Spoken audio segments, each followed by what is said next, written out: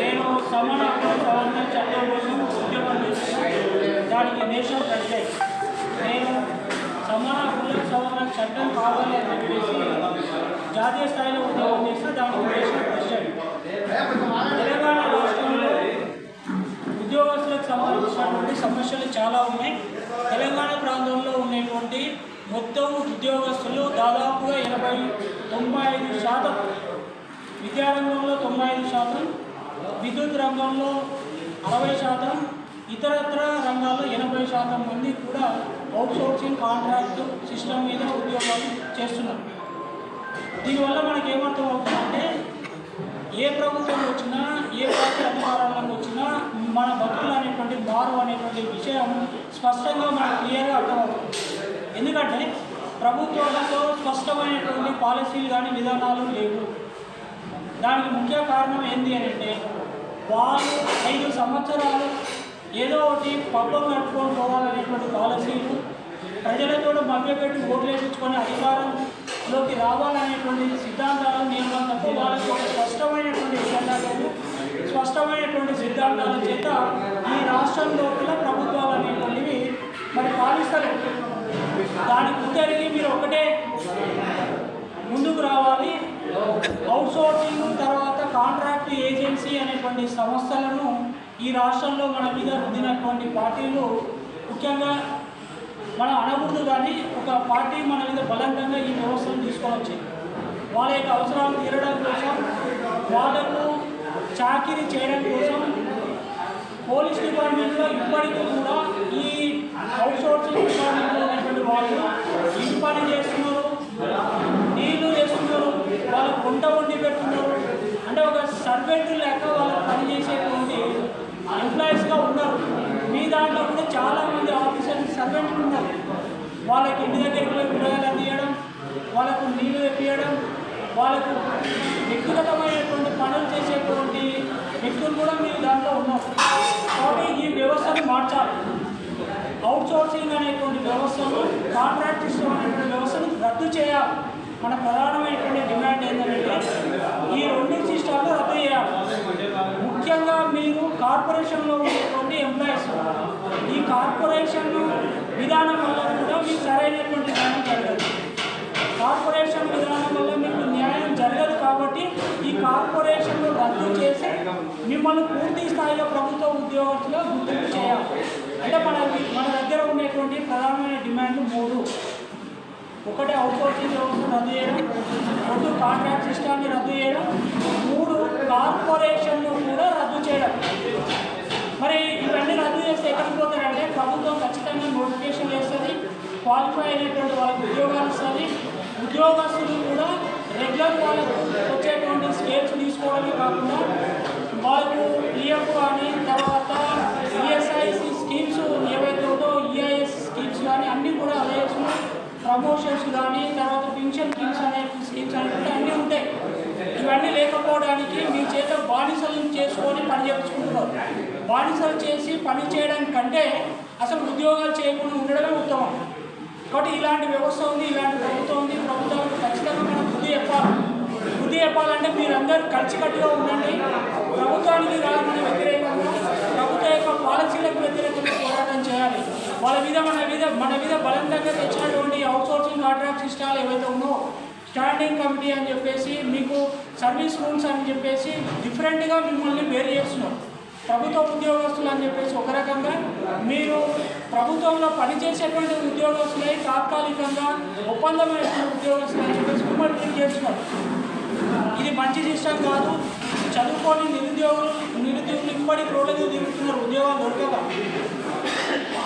మీతో కూడా ఎలాంటి టెస్టు కండక్ట్ చేయకుండా, ప్రభుత్వ నియమాలు సిద్ధాంతాలు పాటించకుండా మీ చేత బలవంతంగా పెట్టి చేయించుకుంటున్నారు. కాబట్టి దీనికి ఒక తిరుగుబాటు అనేటువంటి రావాలని ఈ రాష్ట్రం లోపల, ఆ తిరుగుబాటును ఖచ్చితంగా నేనే నాయకత్వం వహిస్తాను. అవుట్సోర్సింగ్ ఎంప్లాయీస్ యూనియన్ చేసి నాకు అనుసంధానంలో ఉన్నారు. వాళ్ళు నేను చెప్తే మాట వింటారు. వాళ్ళ తోట మిమ్మల్ని కూడా కలిసి ఒక జాయింట్ యాక్షన్ ఒక ప్లాన్ చేసుకుందాం. అది ఎట్లా చలో హైదరాబాద్ ప్రోగ్రామా, లేకపోతే సచివాలయం ఉంటాడా, లేకపోతే అసెంబ్లీ ఉంటాడా, ఏది కలెక్టర్ కార్యాలయం ఉన్నటువంటి కార్యక్రమాల మీద ఒక స్పష్టమైనటువంటి ఎజెండా కూడా మనం ముందుకు పోవాలి. మీరు ఏంటంటే ఏజెన్సీ సంస్థలకు డబ్బులు ఇచ్చి చాలామంది మీ దాంట్లో నష్టపోయింది. ఆ ఏజెన్సీ సంస్థలో కూడా మీకు సరైనటువంటి జీతాలు రాక చాలా లాస్ అయింది.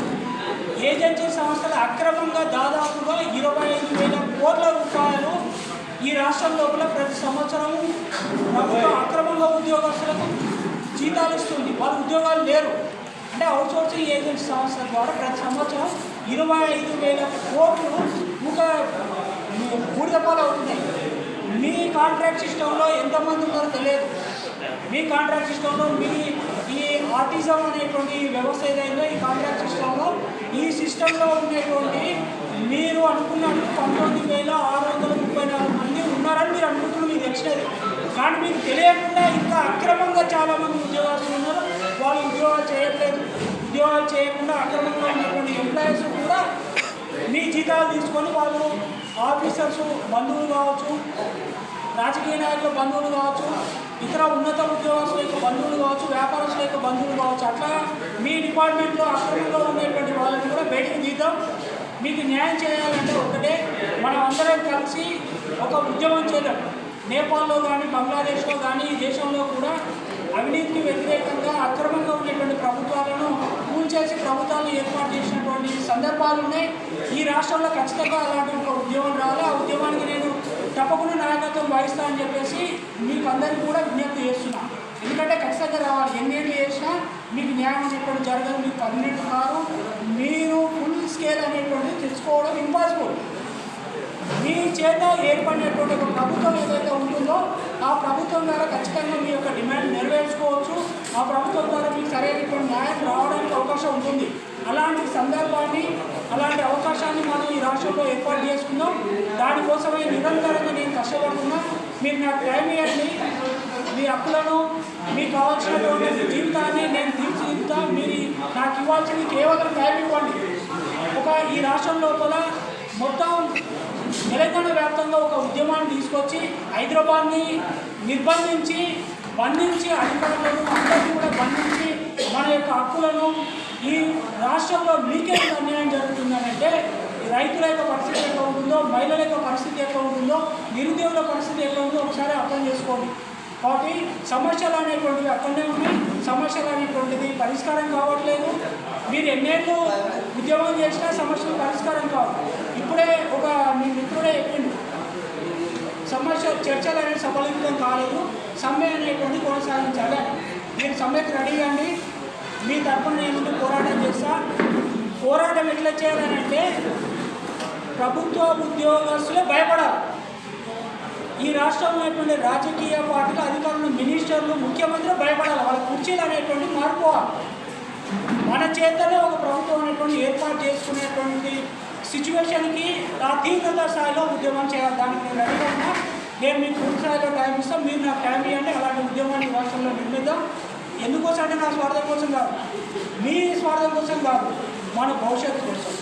తెలంగాణ ఏర్పాటు కోసం మీరంతా ఉద్యమాలు చేసిండ్రు. తెలంగాణ కావాలని పోరాటం చేసిండ్రు. తెలంగాణ వచ్చింది, కానీ ప్రభుత్వాలు మారుతున్నాయి. హక్కు అనేటువంటివి నెరవేరట్లేదు.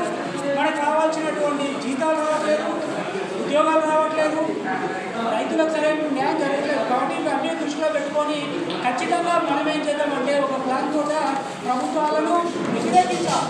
ప్రభుత్వ పాలసీని వ్యతిరేకించాలా. కొత్త పాలసీలు రావాలంటే కొత్త ప్రభుత్వమే రావాలా. ఆ ప్రభుత్వం ద్వారానే ఖచ్చితంగా మీకు న్యాయం జరుగుతుందని ఆశిస్తూ ఈ అవకాశం ఇచ్చినటువంటి ఇక్కడ ఉన్నటువంటి కరెంటు డిపార్ట్మెంట్లో పనిచేసేటువంటి మరి అందరి ఉద్యోగస్తులకు పేరు పేరున కృతజ్ఞతలు తెలియజేస్తూ మీరు ఇట్లే కలిసి ఉద్యమం చేస్తే ఖచ్చితంగా ఫలితం అనేటువంటి వస్తుంది. మీ కార్మికుల పక్షాన నేను తప్పకుండా మీ సమస్యలు నెరవేరేంత వరకు ఉద్యమం చేస్తానని మాటిస్తూ ఈ అవకాశం ఇచ్చినటువంటి ఈ యూనియన్ ఇక్కడికి వచ్చినటువంటి ప్రతి ఒక్కరు కూడా పేరు పేరుగా కృతజ్ఞతలు తెలియజేస్తూ ముగిస్తున్నాను.